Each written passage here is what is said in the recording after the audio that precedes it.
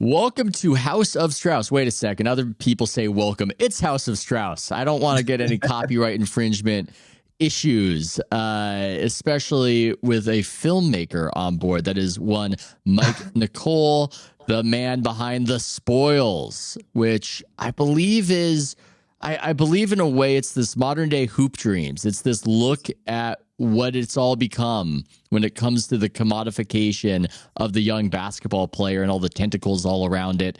I am featured in this documentary, as is Big Waz. You know him, you love him.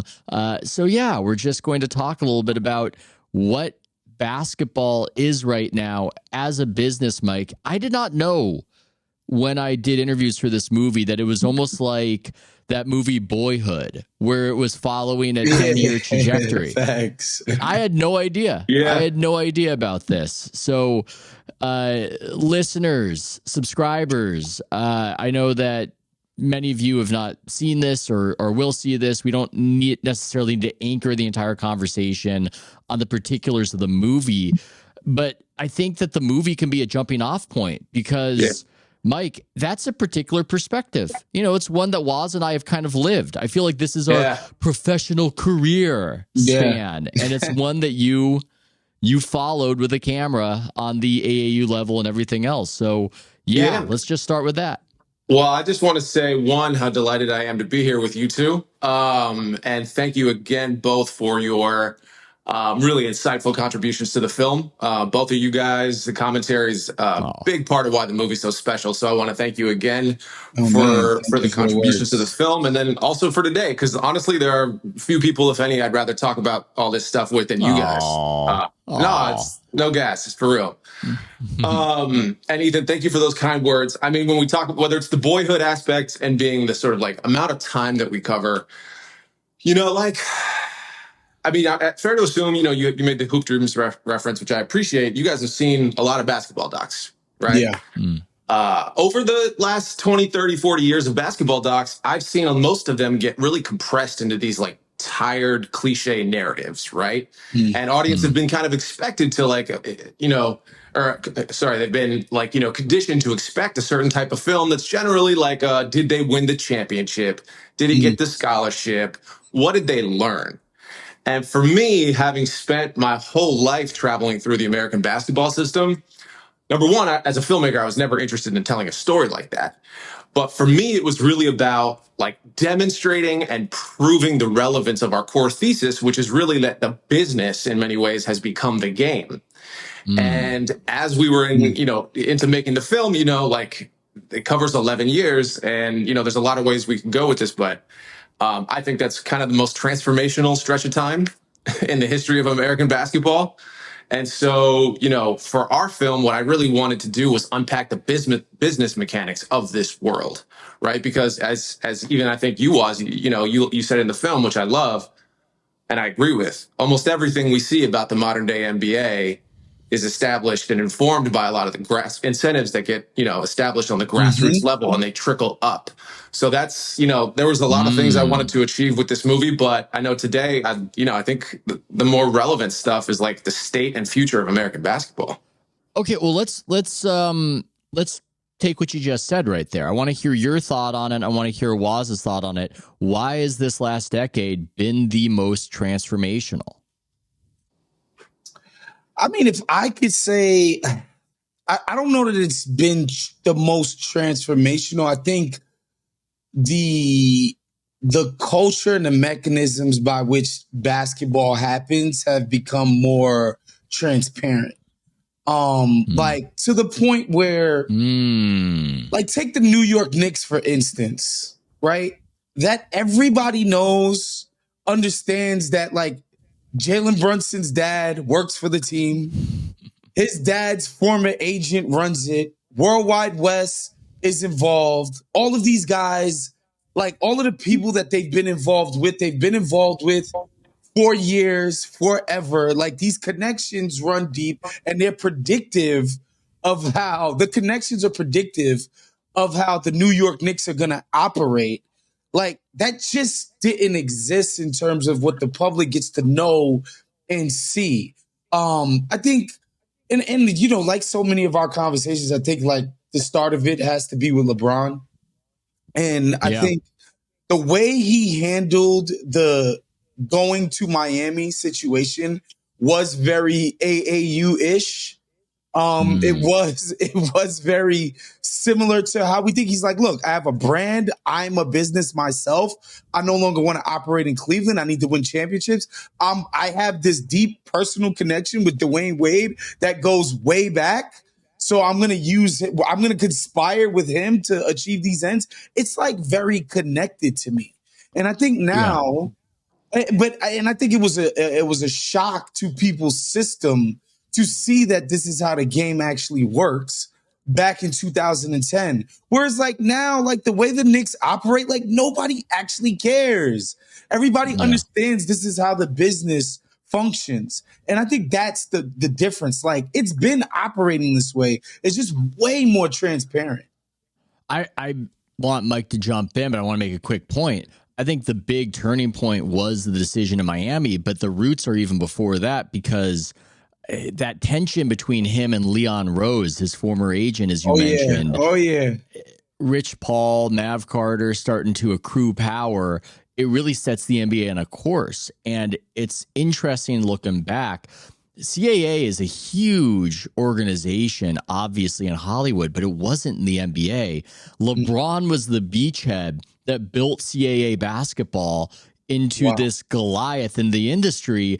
And it just shows that these guys are businesses unto themselves, that LeBron, like the residue of LeBron, built CAA basketball into what it was. And something really happened with that Miami situation and his employing his friends. It was an admission that I really do have this much power. People can like it. People can not like it. I think it has had a lot of externalities that Mike covered in the documentary. And I think I might have been quoted in there saying that you can have a LeBron doing this. I don't know if you can have 100 guys trying to be that. It starts to corrode the product once that happens.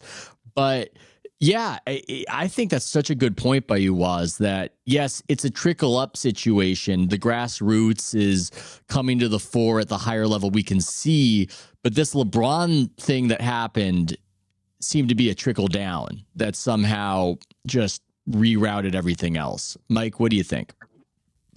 Yeah, so when I say transformational, what I'm really talking about is like, you know, the sort of core business dynamics of this world, I think we can all agree, have been more or less the same for decades, right? Yeah.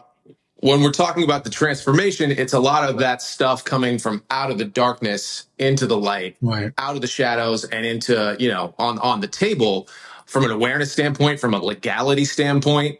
But, you know, when we talk about the world trickling up, you know, AAU to me is like this gigantic relationship building space, right? Like the lack of, I don't want to say supervision, but like the lack of any sort of governance in it creates this vacuum of leadership where it kind of runs on like what I like to call juice proximity, right?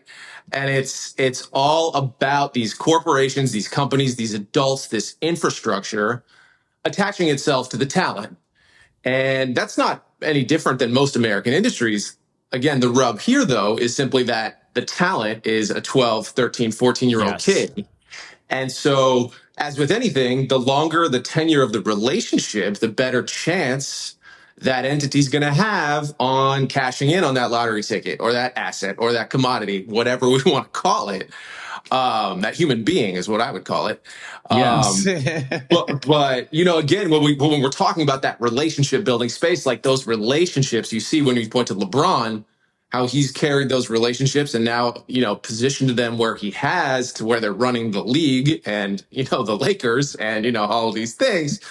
So again, like for our film setting out to demonstrate how the business has become the game, like Ethan, another really smart thing that you talked about towards the end is like, you know, I would say you can see the manifestations of that even in the fan base, right? Like your guys' profession, if you look at any Google metrics, et cetera, like interest in the league peaks in July, right? And that's free agency, the drafts, all the transactional natures, right? And like everyone knows the ins and outs of the Knicks operating facilities, like all these things, right? It's maybe said another way, it's less and less about the game itself.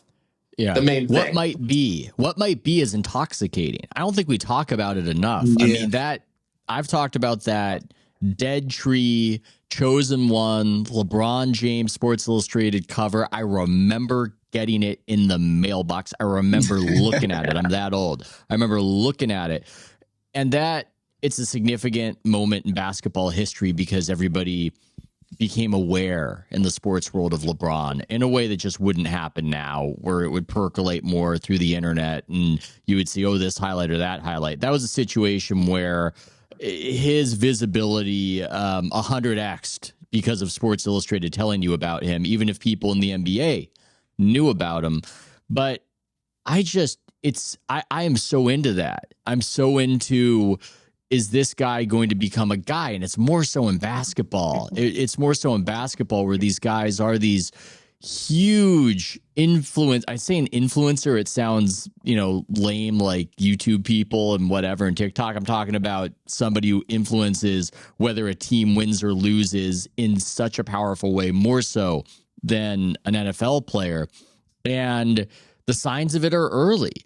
I just wonder, because we could take this in a variety of directions, Mike, did you get the sense that there is this too much too soon aspect to it? Not just in the development of these kids as people, but because you covered a whole span of a decade, I felt like some of these players, they didn't necessarily become who people thought they would become. Mikey Williams is a guy out of San Diego whose career I tracked, and he's 20, so who knows, but it hasn't really worked out for him that way. And he was highly professionalized as a teenager and famous as a teenager. And did you get a sense maybe that once this thing became so big that these guys are like child stars, that it becomes hard to become a real star because of that? So, I mean, there's no doubt. I mean, there's a lot there, right? So, like for us, in documentary filmmaking, like casting is as important as in scripted, if not more so. And, the Compton Magic are one of, if not the premier AAU programs. But I really, again, the goal for me with the film was to deliver this like system portrait of the American basketball machine. And they were in many ways the perfect allegory or case study for it, right? And so while we could definitely get into the Evan Mobleys or the Onyekas or the Mikeys on a specific level, I think for me, when I look at the way that the sort of apparatus and scaffolding of this system has been built, I'm a big subscriber to the idea that there can only be one main thing. And I think right now we're coming up on now a second generation, depending on how you want to calculate generations, of American players, kids, identifying social media following, brand building, exposure, visibility, whether that's team hopping from team to team to get the most minutes or the most whatever it is, NIL deals. Again, the building of a personal brand. I mean, Ethan, you started to talk about this in the film.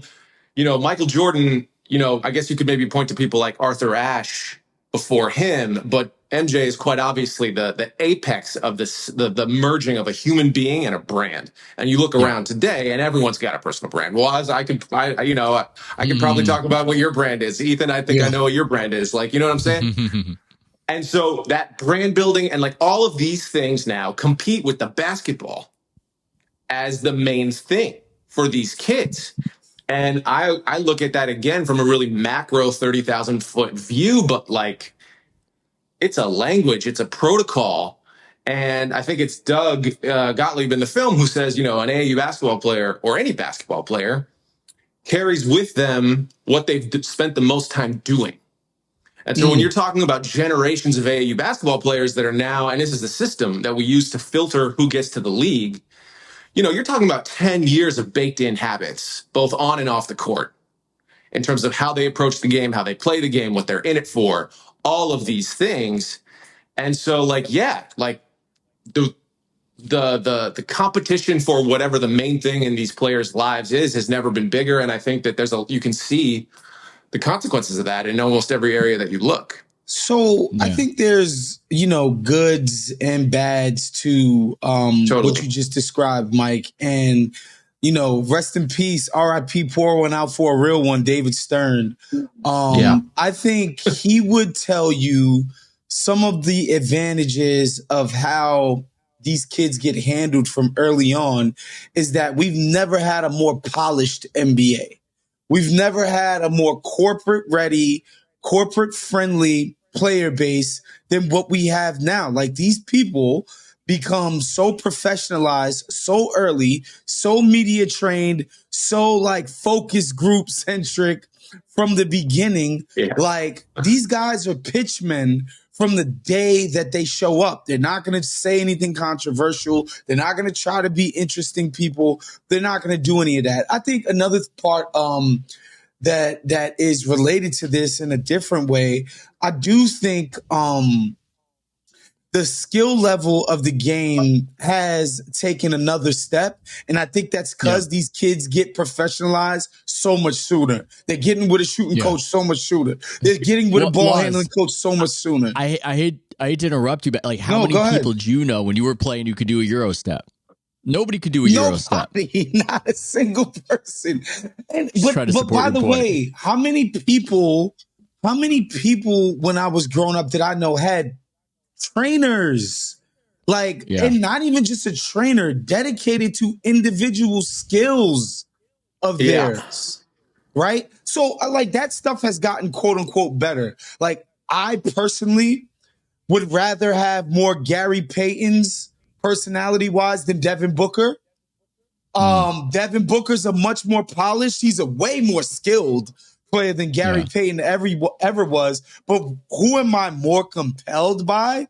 Gary Payton by like 1 trillion. But we're making less and less and less and less and less Gary Paytons and more Devin Bookers, more Evan Mobleys. And that's not knocks on those guys, but I don't know that that's necessarily better for our game.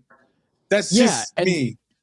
Yeah, and the documentary didn't necessarily focus on this subtle demographic shift, but you could almost see it in the notes that weren't being struck, which is a lot of the classic basketball documentaries, Hoop Dreams. It's, oh my God, am I going to make it out of dire circumstances in Chicago? And that's not how it is. A lot of people think that's how it is because, not anymore, frankly, the racial demography is similar to what it was 30 years ago. But a lot of people don't know that these players... we're counting biracial kids as black... that population has exploded in the NBA. A lot of that population has exploded in the NBA, as has the population of players who come from means, who maybe they didn't grow up Steph Curry level wealthy, but they are middle to upper middle class. And so it's just a very different NBA. I think that is one of the transformational aspects that is more subtle that not every fan has glommed onto. I think they still think it's the NBA of Allen Iverson or LeBron and Kevin Durant came from very difficult circumstances. Garnett. It's not the commercialization. Like the commercialization of this system has also meant in many important ways the privatization of it, right? Like, there is, like, to Waz's point, whether it's on the training side or whether it's simply from a networking standpoint, the barrier to entry, we have that system animation graphic in the first, or animation piece in the first 5 minutes. And like, to even be on inside of this matrix, or to be on what I call the escalator, you have to get chosen in many ways to be on that stage, right? And like, the process that goes into that has never been more sophisticated and more gate-kept, let's say. That's such a good point, that to get that attention, to get that work put into you, you need to show promise early, and you are selected. And I suppose it's possible to be a late bloomer like a Dennis Rodman still. I suppose that type of thing can happen, but this is refinement culture. This is specialization. This is adding skills upon skills upon skills. I wonder if a lot of the change in it is shooting, that the strategic shift in the game creates a circumstance where it's easier to get better at shooting if you have instruction. Some guys who come from before that era of the hyper specialization, Kevin Durant's shot is weird. It goes in, but it's weird. Guys who are great shooters now, the shot form looks very similar. And that's something that's easier to work on when you're indoors. And it's almost like training to be great at violin or a lot of quarterbacks where it's just very different from just playing with your friends and getting better. It's not going like that. It's professionalization early. So the guy who embodies this dynamic that we're talking about right now, to me, in today's game is Ja Morant, who had no AAU profile. He went to a college nobody had ever fucking heard of, was there for 2 years, ends up being the number 2 pick, picks his agent by his dad, by happenstance, had hooped with Ray Allen before and was like, who's your agent? Yo, all right, cool. That guy's now Ja Morant's agent. Okay, like everything is happening to him in a way like delayed form than it would had he been this anointed, like he was an anonymous person until like basically halfway through his sophomore year in college. That's impossible. It's like literally cannot happen to a guy that's an American player specifically who becomes the number 2 pick in the NBA draft. And I think Ja represents the greatness and the bad of what it means to come up that way. I think Ja's game specifically, obviously he's very athletic, but he's hyper intuitive. The shit that he's really great at was not taught with some fucking trainer, basically treating him like a job every day. His game is very fluid and intuitive and spontaneous. And I think it speaks to the fans. I think there's a reason why he's one of the most popular players in the league, even still. But then the other side of that non-hyper professionalization is all the nonsense he's been doing off of the court. His like inability to grasp like how important, how much shit is riding on his every move. And I think Ja like so perfectly encapsulates everything that we're talking about. You know what I mean? Yeah. Has this decade, Mike, been a step back for American basketball? Right now, we've got the Olympics going on. Team USA favored by a lot in every game it plays. Yet there's a lot of discussion about how in Europe, in Eastern Europe, they do it right. They focus on the skill. They focus on the team. Now they're producing the MVPs and the NBA isn't. The MVPs are international. Do you buy into observing something at the grassroots American level that has gone wrong, or is that overblown? No, so I get this question a lot. I was talking to Chris Broussard about this on the radio the other day. We actually just we were in an official selection at the NBA Film Festival at Summer League, and we spent like 20 minutes during the Q&A talking about this. I would love to know what you guys think about this, but the short answer is yes. And here's my quick overview on why.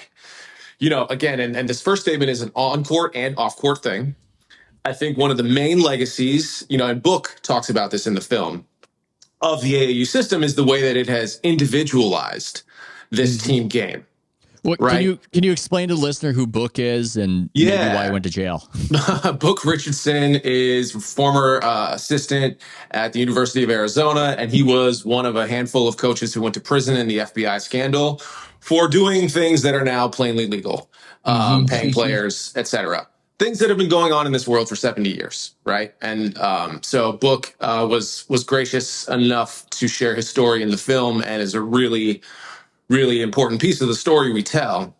And he makes this point that, we've individualized this team game. So like when we're talking about the NBA product, and I was thinking about this when you were talking about all the skill training, right? And for me, having spent lots of time in these gyms, you see a lot of dudes in their bag, right? A lot of that skill work you see in an AAU gym, right? It's a lot of hero ball might be strong, but it's a lot of like talent asserting itself. Let's say that, right? And, with the focus on rankings and like just the way that these teams are built, it's a lot of, it's not as much team basketball, let's just say. But when you look at the NBA, and we talked about this at the NBA Film Festival, like, by and large, you look at the champions from the last 10 years, you're talking about obviously a Warriors team that was very ball movement team, the Spurs, the Nuggets, as much as I will forever adore Kobe Bryant and the attendant hero ball, The teams that win and the style of play in the NBA is very motion, it's very team centric. And so what I think for sure is that at the most generous way I could say it is that the AAU system sets up American players for a much steeper learning curve for the kind of winning basketball that's going to work in the league. Because again, whether it's the habits, whether it's the instincts, that shit that you walk into a Peach Jam, you walk into, an Adidas big time event, like they're not running anything that remotely resembles the structure or the success that, that's good, that's going to produce results in the NBA. And again, if you come back, if I like to think about basketball, I said protocol earlier, but as a language, right? Like the way you speak it, the way you breathe it, the way you interact and flow with it. It's a different language, the language that these kids learn to speak on and off the court.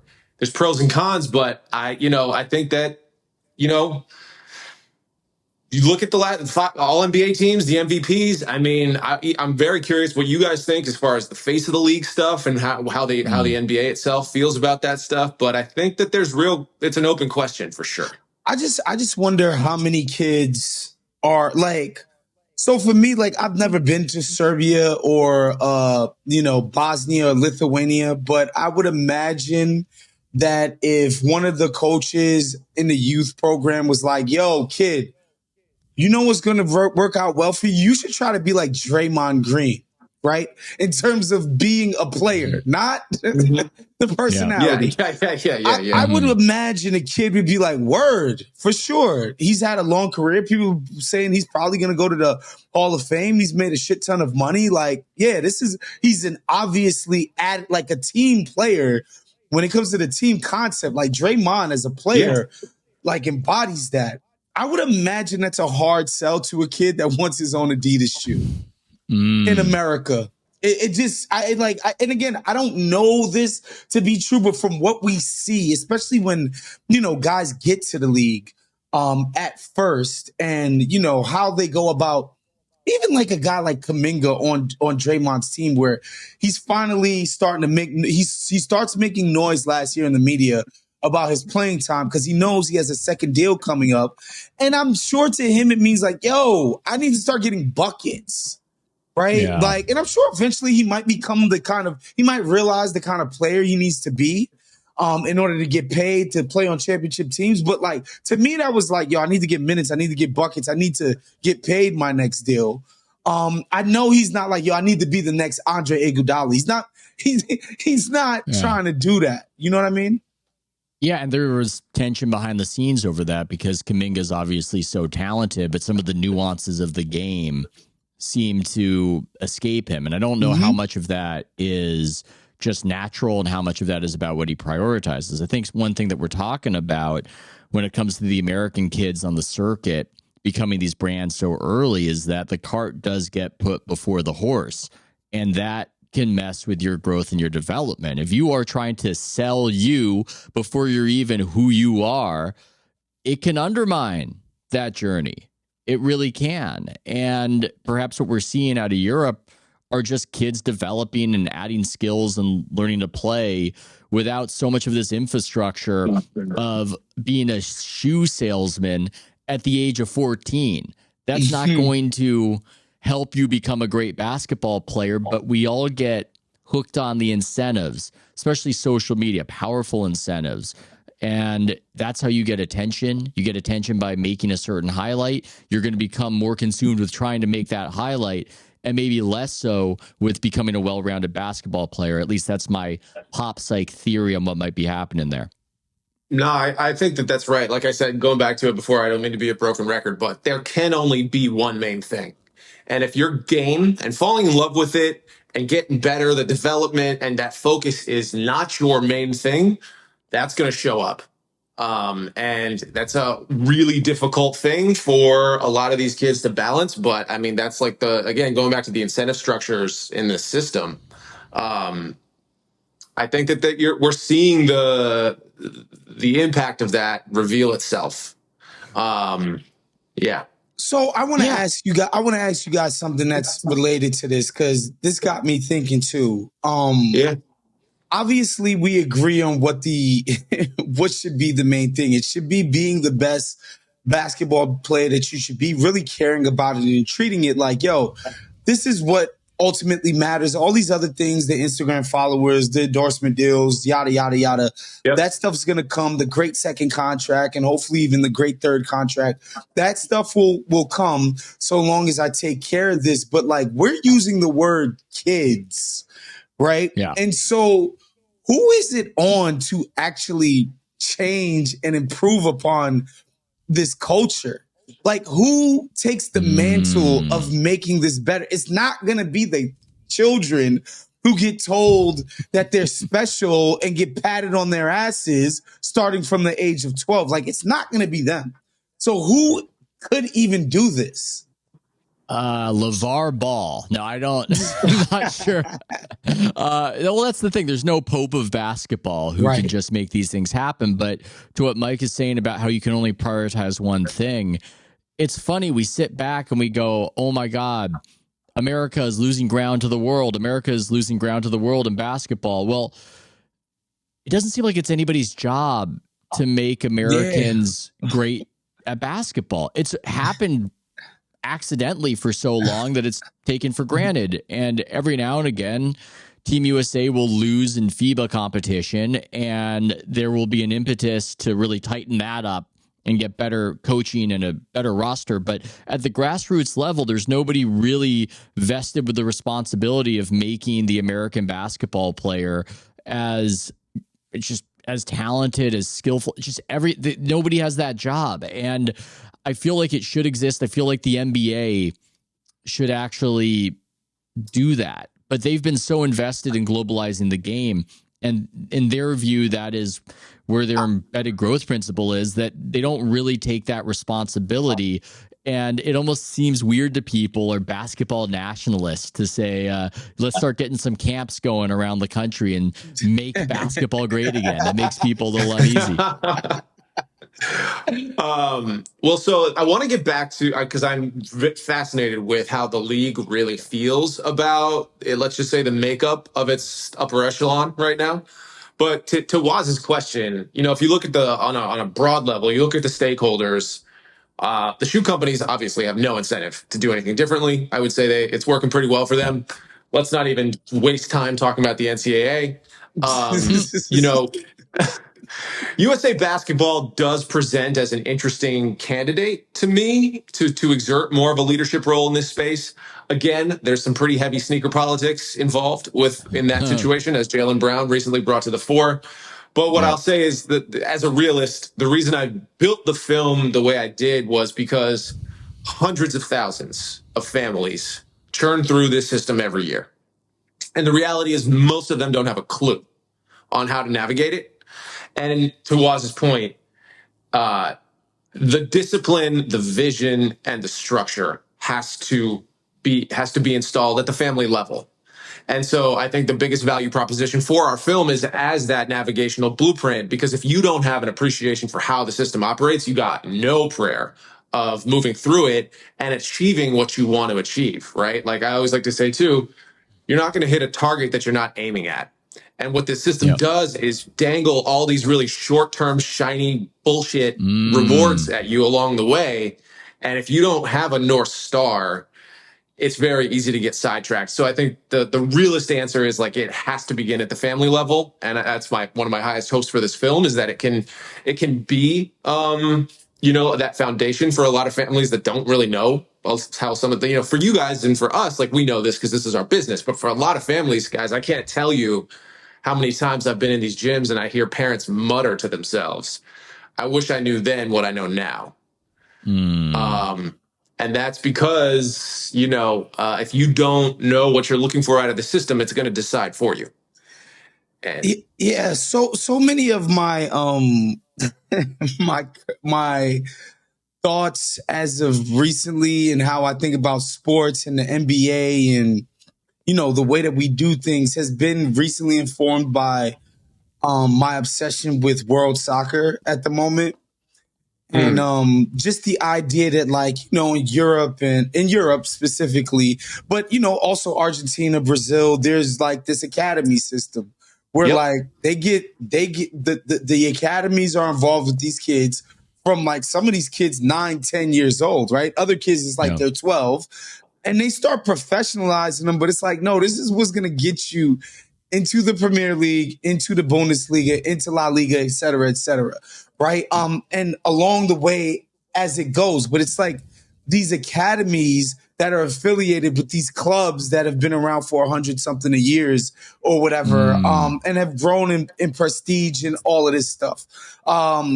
Obviously, the brands are involved on some level, but I feel like the academies exert the most control in terms of the players' professional development. We don't have that here. Like what you guys said is so true in the sense that nobody's steering the ship, right? Like a lot of times, and we've talked about this, Ethan, we're like, yo, the NBA should go to what football has.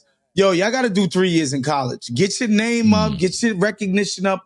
March Madness is must-see TV every single year. Y'all become stars doing that. Y'all get to the NBA when y'all 21. It's fine. The money will be here. You're now making money in college. And like, I think that would go a long way in helping this thing out.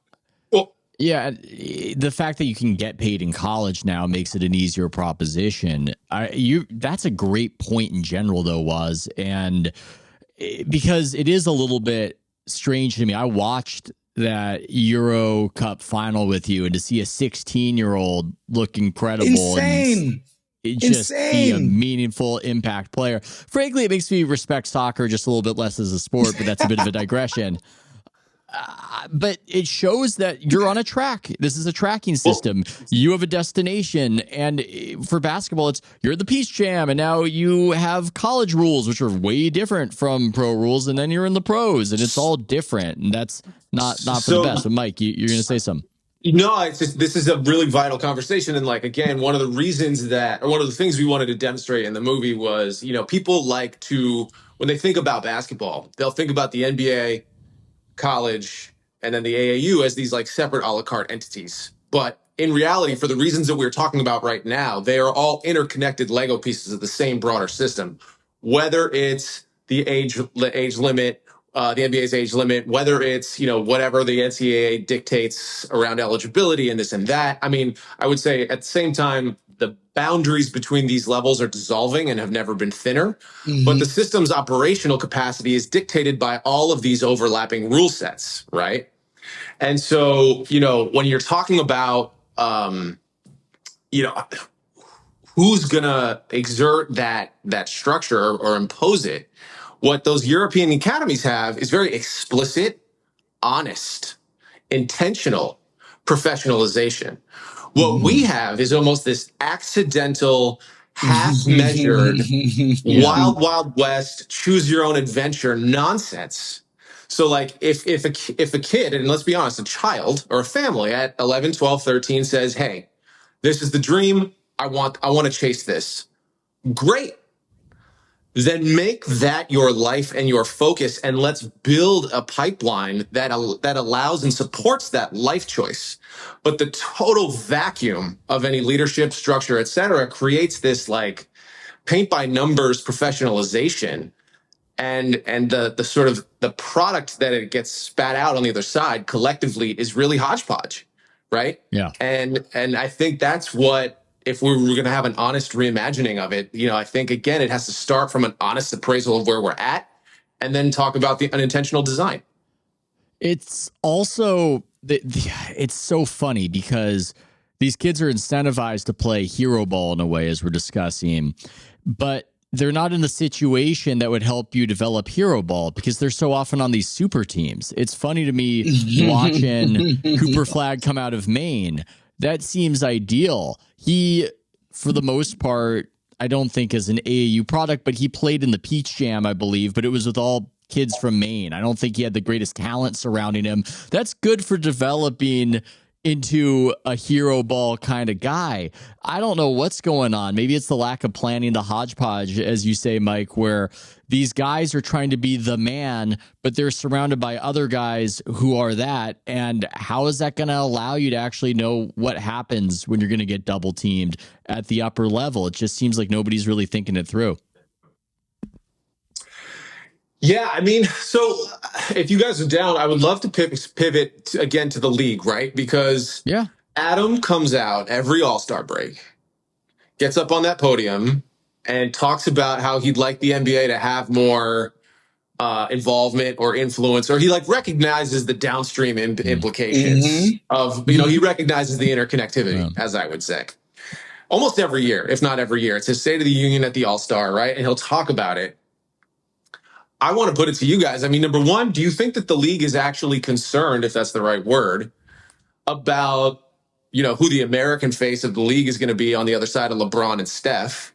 Or are they just, is the global priority? Like, are they like, and by the way, I'm not suggesting they should have a problem with it. I'm just asking, like, how do you think they regard the status of American basketball vis-a-vis the caliber of superstar and players that it's ultimately delivering?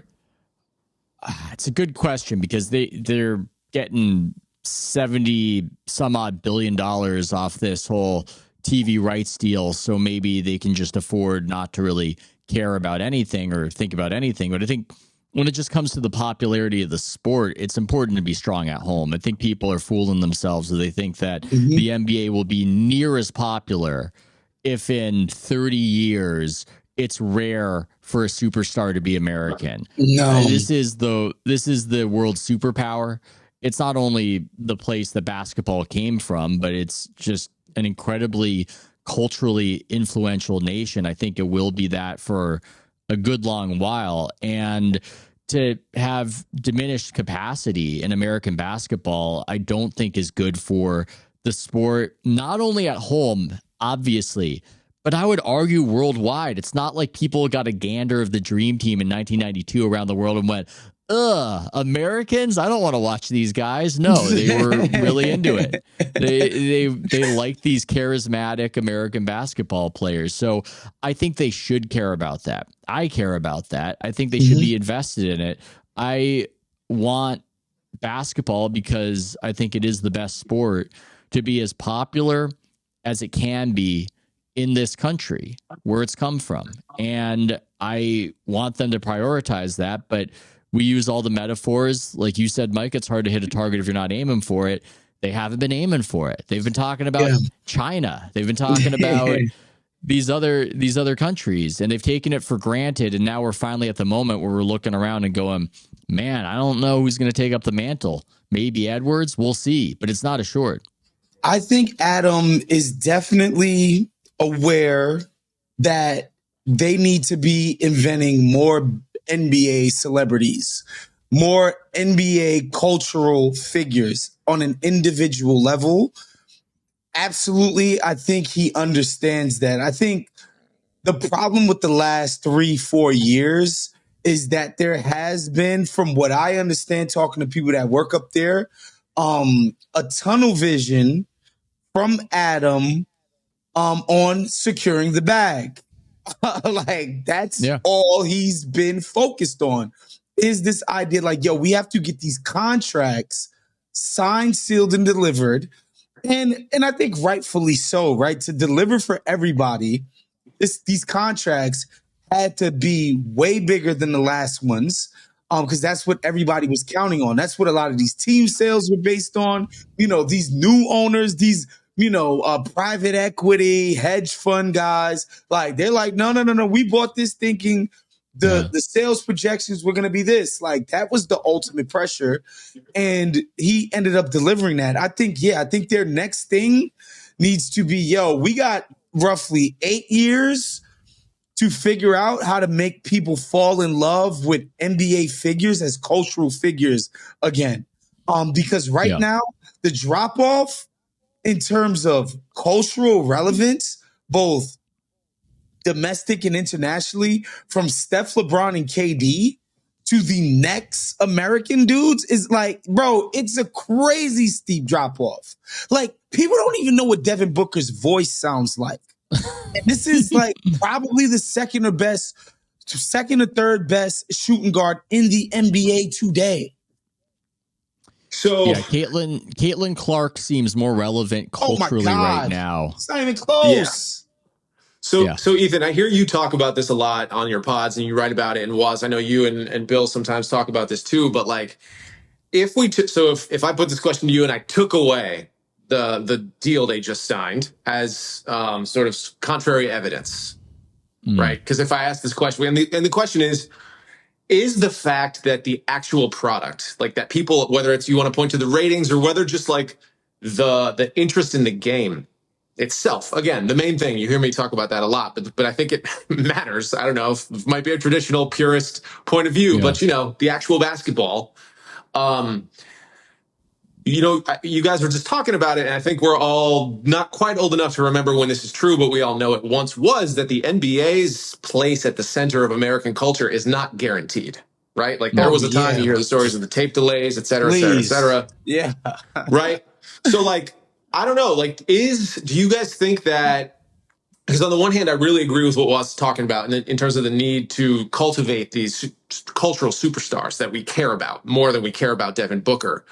I just want, like, in my experience, like I see people much more interested in your pods and like the chatter and the like soap opera, reality TV, free agency, transaction storylines than the game. Yeah.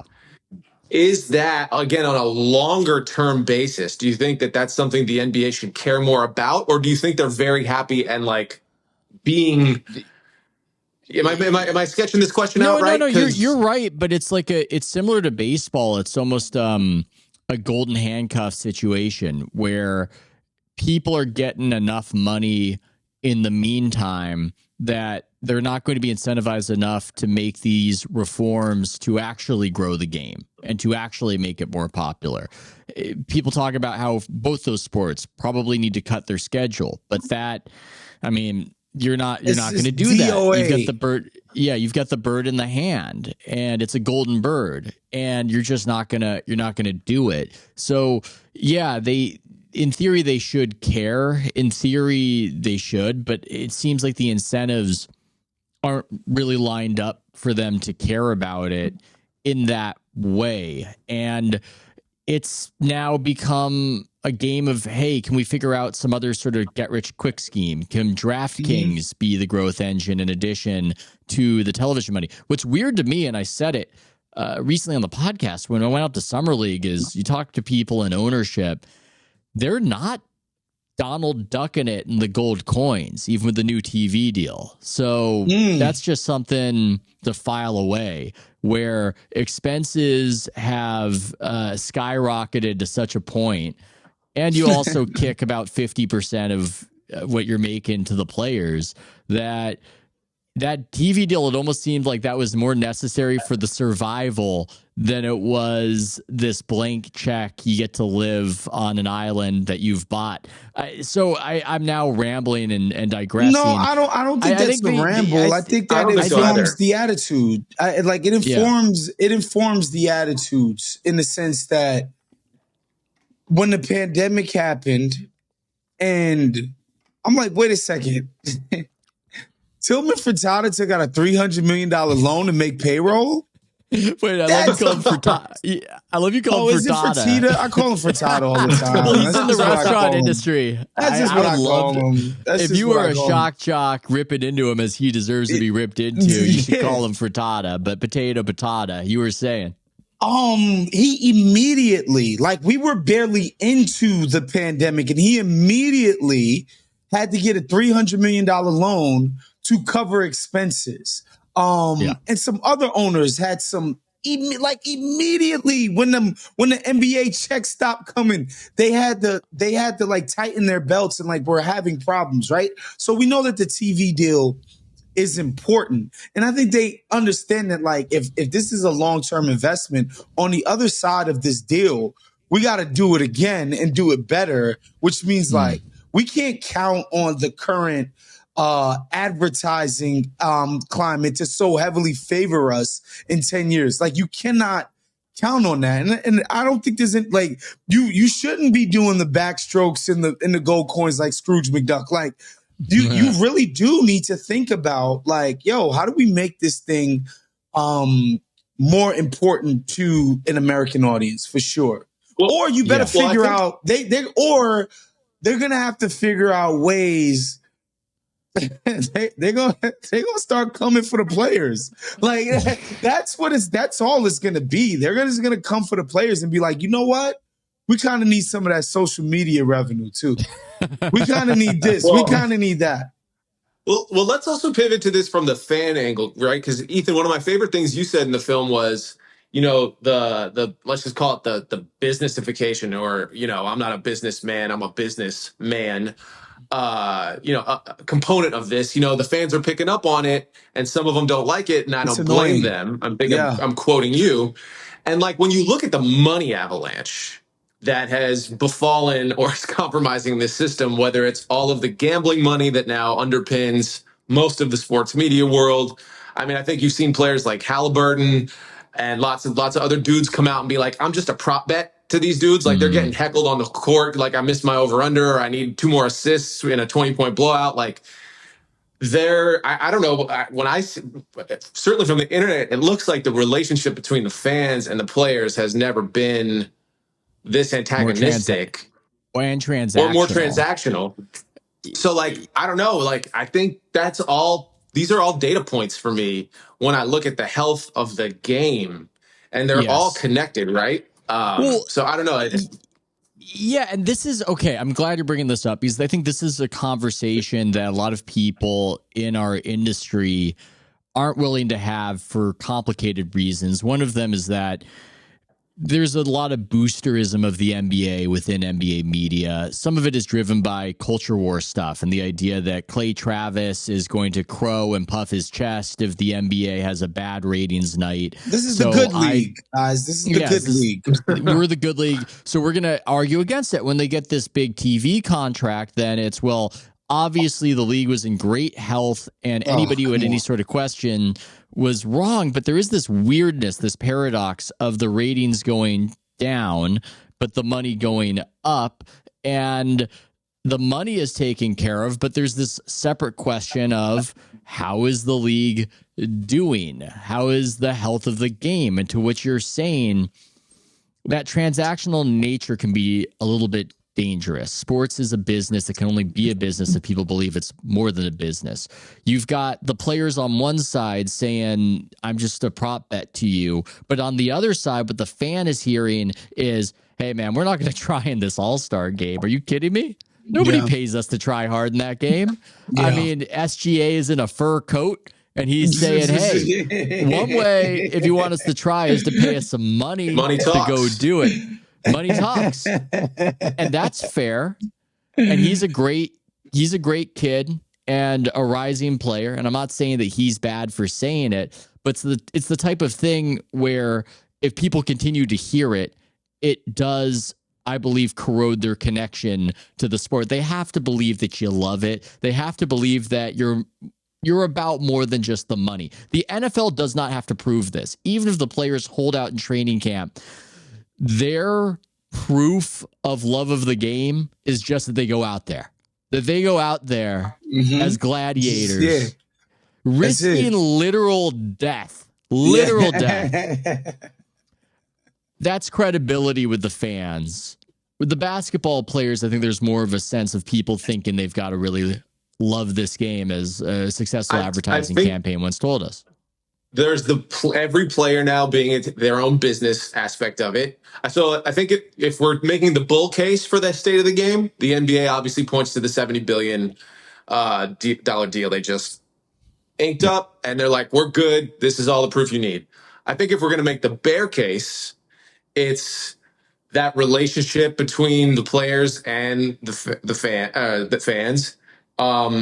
Do you really love this? Is it just a business? But also, the actual product has never had less meaning for 82 games. Like, if you guys couldn't tell from the movie, I'm about as big a hoop head as there is. And like, I barely find room in my life to watch regular season basketball anymore. Now, part of that is because I got kids, but part of that is also because it's like, why? Why would I? It's not, there has no significance or relevance to what I ultimately care about. So, and there's other things we could toss into this gumbo of like reasons why I think a convincing argument can be made that things are not trending in the healthiest direction. But, certainly one of the big parallels between AAU basketball and the NBA is how many utterly meaningless games these players spend, these players play. So I think what you guys are describing is the NBA's lack of kayfabe. And for people who don't watch or follow wrestling, it's like kayfabe is this idea that like everybody knows the results are scripted, but the wrestlers themselves adhere to this code of like, yeah, the fans know, we know it's scripted, the results, and we taking real bumps and we're putting our health on the line, and like it's real artistry and athleticism. But like the storyline is nonsense, but we're gonna act like it's not. No matter what, we're not going to come out and say money talks, which is why we didn't play in the All-Star game. Maybe come out and say, oh, guys might have been tired. It's a grueling season, blah, blah, blah. We're not going to come out and say that, right? And I think the NBA needs to adhere to more kayfabe, as crazy as it sounds. Like the average fan should not have an understanding of what load management and that kind of thing is. Like the fact that an average Joe Schmo fan like completely understands that NBA guys are taking games off and nobody thinks the regular season matters. Like y'all not doing a good enough job at kayfabe. Ethan, your guy Freddie DeBoer, I was listening to him on a podcast the other day. And he was talking about Obama getting George Clooney to diss Joe Biden in the New York Times. I cannot wait to see how you land this analogy. No, I can't even predict it. He's like, yo, he got him to diss Joe Biden in the New York Times. Also, they're leaking enough stuff to the political people to like make everybody know, like, no, I did it. But no. Best believe we did it. But because of kayfabe, he's not gonna come out himself and say or do any of this. It's because it's like it's okay for the sharps to understand. For the people that are really super in tune, like people that are really reading fucking Politico. All right, it's fine that they know. And the people in Washington know, like, I did it to them. But like, I'm certainly not gonna go out and sully my name as the Pope of the Democratic Party and tell people that I went out and shivved my former freaking vice president in the back. I'll hire an actor to do it. Exactly. The NBA just needs to be better at not doing this, bro. Like the naked, shameless nature that they do some of this stuff, both players and people like Greg Popovich. Right? Like when he's yelling at people in a halftime and pretending their questions are dumb. Like, bro, we're making this into a production. This thing is supposed to matter. Like, play your freaking part in that game that we're playing, right? And I think the NBA absolutely needs more of that. Yeah, but again, there's just not that incentive. I mean, if you're going to get, God, can you even imagine what the contracts are going to be in a few years? If you're getting money like that, you're just not going to. I always use Karl Anthony Towns as the example. Like, Minnesota sucked, but he was their best player by far. Obviously, an all-star. They still had to give him the superest of the supermax. And you look at his deals, it's like, yo, is this dude in the top 20 of the NBA? So just think what the 21st best player in the NBA is going to be making in 6 years. It's nuts. But also let me go back to something that you talked about when we first started so you were talking about how now by virtue of the like machine, these players arrive more polished than they've ever been, right? They're these sort of like curated, commercial, corporate, never going to say anything controversial, finished products from a media standpoint, right? That is because they've had so many reps over these years of being in front of a camera of not jeopardizing themselves. Yeah. So now what you're advocating for is the performative quality now being mapped onto a collective. Yeah. Which is a different proposition. You know what I'm saying? And there's not the same sort of built-in reps or like natural fluency with that. Well, Barkley talks about it all the time when he's complaining about these guys. He's like, people of my generation had this understanding that we had to leave the game better, like in the same spot or better than how we found it. And there was this understanding that we were building on top of this thing that came before us. And maybe the money was low enough and these people were so grounded. They were just more grounded to the lives and the vulnerabilities of everyday people that they could make that distinction and understand it. But maybe now the money is so crazy that like the idea of like thinking about vulnerability of NBA players and the future and like you being responsible for it when it's or just even like, being a part of something bigger than yourself. Right. Yeah. I mean, this is a weird way to take what you're saying was, but I mean, would the mafia have had that kind of cohesion if becoming a made man meant that you suddenly had $100 million? No. I don't think you're going to maintain the same omerta. No. I think it's not, we're this thing of ours. It's this thing of mine right now. I've got $100 million. As soon as I get a hundo, everything is out the window. Like I'm done. I'm out. Like nothing else matters anymore. Which, you know, what's and what's funny about that is that you would think that the money would be liberating enough that people can take themselves out of it quicker, and be able to take a bigger picture worldview in how they were managing their NBA life and career. But I don't know. I guess it seems to just have the opposite, man. You'd think the shift. Yeah, go ahead, Ethan. Yeah. No, I'm making a silly point, but I kind of mean it, but I kind of don't. And Mike, you'll go next. But I think you can see the shift in these guys rejecting their nicknames. Back in the day, guys were delighted to get a nickname. I don't think Sean Kemp went, I don't want to be the Rain Man. I don't know. That's not cool.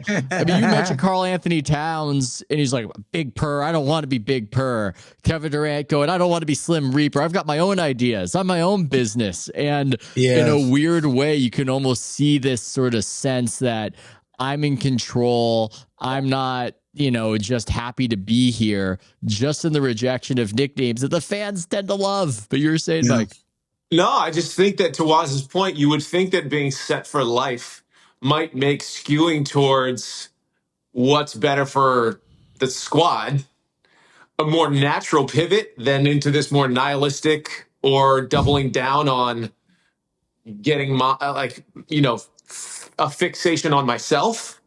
Because like Waz, I hear you guys like how many generations do you need to be set up for? Like you're already set for 5. My favorite example, and like whatever, this is what always comes to mind is when Rudy Gobert cried about not making an All-Star team. Because at the time he was already the highest paid player on his team.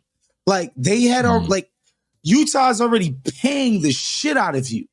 Right. And I don't want to hear about like, oh, he's hyper competitive. No, it was literally this ego thing, this like me thing. Like I deserve to be in the All-Star game. And I'm just like, bro, your employers have expressed to you that they think you're one of the best players in the league and they put dollars on it.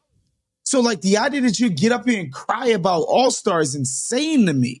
This individual accolade. You know what I mean? Like but like I'm telling you, it has the opposite effect. Like like the more the money gets, the more the egotism just takes over everything. Well, I want to end on this topic because I think this is the one somebody watching her documentary, Mike, would not be able to anticipate as a casual NBA fan. And that's the presence of cryptocurrency at the end of this decade in the AAU system. Can you give an explanation on what the hell is going on with that? So yes. So number one, I want to draw a real clear line between crypto and Bitcoin because There's Bitcoin, and then if it's not Bitcoin, it's a shit coin. It's everything that's not Bitcoin is either a scam, a fraud, or a casino. So let's start. No love for there. Ethereum, but continue. Nah, fuck that. Fuck that. But here's what I will say is as this development unfolded in real time, I had to go down the research rabbit holes on Bitcoin because I knew I was going to get questions like this, and I knew I was going to have to wear it reputationally because I'm going to be like, oh, you're the guy who made that Bitcoin basketball movie. And here's what I'll say, guys, without turning this into a Bitcoin pod. I do think that Bitcoin is the hardest, soundest money human beings have ever had access to. But where it connects to basketball is this. I think in this player empowerment era, I think the next 10 years will reveal Bitcoin to be the ultimate player empowerment tool. And the reason I chose to include it in the third act of our film is because I think that there is a direct one-to-one connection between the proof of work required for an athlete, a star athlete or an NBA player to get and achieve where they're going as there is the proof of work in the mining and the energy required to mint and create a Bitcoin. The synergy between the proof of work involved in both lanes is why it made a lot of sense to me. And, like I said, I'm happy to be early on this. So maybe we can come back a year from now or 2 years from now and talk about it. But I think that Bitcoin is going to be as influential a financial tool in this world as we've seen in a long time. And I'm really proud to be planting the flag in it right now, to be honest with you. Well, I am not smart enough to know whether that's going to be the case. I tend to think that it seems to rise and fall the stock market, and the implications of that, who knows going forward. It's still around. It's been through some boom and bust cycle. Today is an interesting day to be talking about it because the Japanese economy is completely melting down. And I think BTC is down 8.39% today as the rest of the world economy takes a bath as we're recording this. All I will say is that it is the best performing asset on the planet since it was invented, if you zoom out a little bit. And it will be correlated with everything until the day that it's not. And after that, it will never be correlated again. So, okay. So what I will say about somebody who's not like Bitcoin pilled, but I'm also not like, I understand there's a difference between what Bitcoin is and what people were doing with stuff like Dogecoin in 2021, right? So like pure novelty. There's just a huge difference in the sense that however you feel about Bitcoin, like the amount of people who ascribe value to it, I think it's kind of been proven that it's baked in. Like people believe it to be valuable, and so therefore it is. Right? Like that's like, to me, that's just the case. Like to me, it's no different. I mean, it is different in the sense that it's a digital quantity, but it's no different than diamonds or gold. Like there's no actual reason why gold is worth anything besides the fact that we've convinced ourselves that it is. Woz, what you're talking about is scarcity. Sure. And Bitcoin is there are literally only two things on the planet that there is absolute finality of scarcity with. It's your time and Bitcoin. Literally everything else, real estate, gold, diamonds, you name it, they can make more of it or find more of it. There will only ever be 21 million Bitcoin. So you know why I have a problem with that scarcity thing? Because one, gold and diamonds aren't very scarce and people still like are obsessed with them. And two, like with the Bitcoin, I think that's like a funny turn of phrase because like you can buy a quarter Bitcoin. You can you can keep just going. Like, right? Like there's no end to the amount of Bitcoin you can sell when you can sell it in fractions, right? Like to me, so like when I hear this, like meaning a lot of people can have it, you know, like it's not this thing where like it's like if you had to give Bitcoin out one Bitcoin at a time, I'd be like, okay, you can acquire fractions of it. Once you can get fractions of it, everybody can have a piece, guys. For sure. Yeah.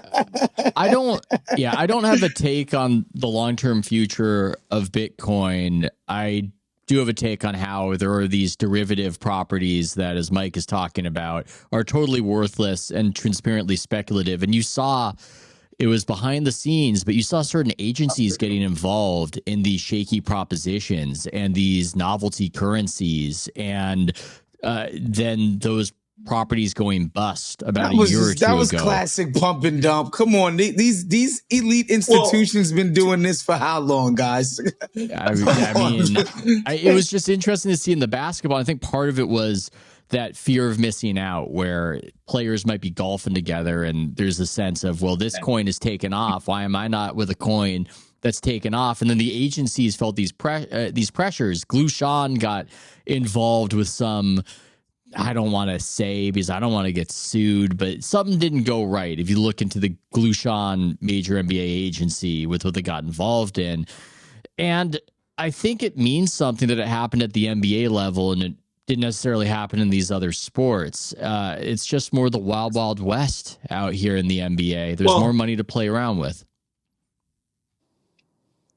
Yeah, no, I just, I think in the broadest sense, and it's been really great that some of the like critics and media have picked up on this, but in many senses, like the spoils, and I hope you guys agree, like I've had it said to me in interviews and in Q&As that like, what I wanted to do was talk about this basketball system, but really the American basketball system is an allegory for the way that we have financialized every corner of modern life.